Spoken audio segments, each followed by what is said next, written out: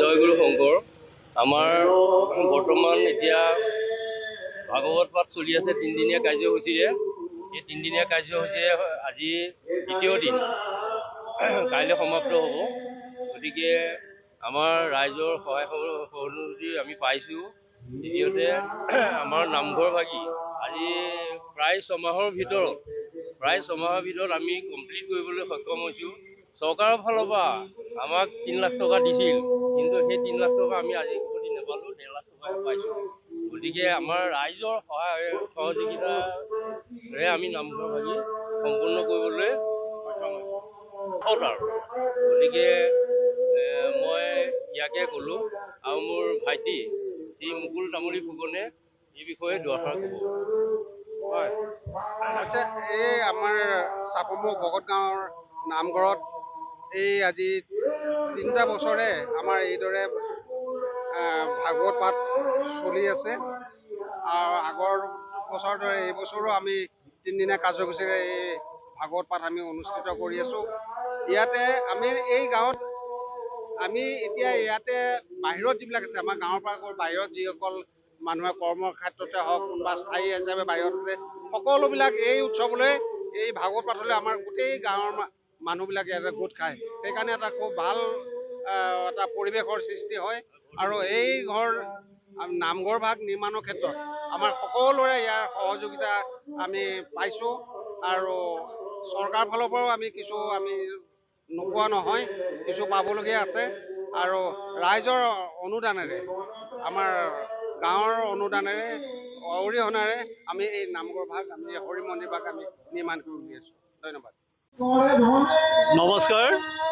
মহাপুৰুষ শ্ৰীমন্ত শংকৰদেৱ আৰু শ্ৰীমন্ত মাধৱদেৱৰ দুজনা গুৰুৰ আদৰ্শ শিৰোধাৰ্য কৰি আমাৰ ভকত গাঁৱৰ নামঘৰৰ প্ৰতিষ্ঠা দিৱস উপলক্ষে যোৱাকালিৰ পৰা অৰ্থাৎ 24 তাৰিখৰ পৰা 26 তাৰিখলৈ 3দিনীয়া কাৰ্যসূচীৰে আমি ইয়াত অখণ্ড ভাগৱত পাঠৰ আয়োজন কৰিছোঁ। আমাৰ এই অঞ্চলটো চাপৰমুখ ভকত গাঁও বহুত পুৰণি আৰু ইয়াত স্বনামধন্য ব্যক্তিৰে জন্ম হোৱা এখন অঞ্চল। আৰু এই নামঘৰটো প্ৰতিষ্ঠা হৈছিল 1945 চনত।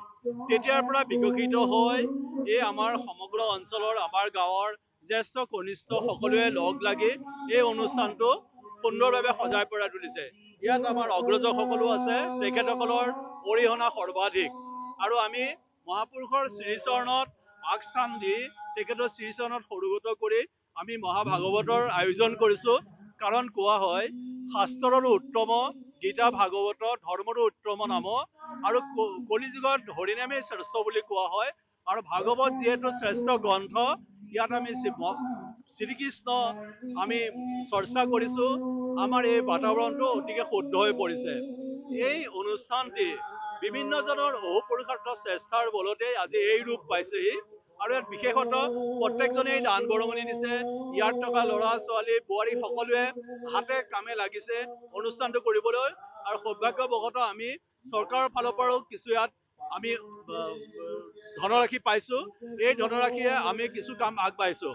আশা ৰাখোঁ ভৱিষ্যতৰ সময়ত আমি চৰকাৰৰ পৰা আৰু নিশ্চয় সহায় সহযোগ পাম। আৰু সুধীবৃন্দই নিজ হাতেৰে, স্বহাতেৰে এই অনুষ্ঠানটো আগবঢ়াই নিয়াত সহায় কৰিবলৈ আমি আশাবাদী। আমি সকলোকে ধন্যবাদ জনাইছোঁ। জয় গুৰু শংকৰ সৰ্বগুণাকৰ, যাক এৰি নাহি কেও পাম, তোহাৰি চৰণ ৰেণু শত কোটি, বাৰে কৰোঁ প্ৰণাম, বাৰে কৰোঁ প্ৰণাম, বাৰে কৰোঁ প্ৰণাম।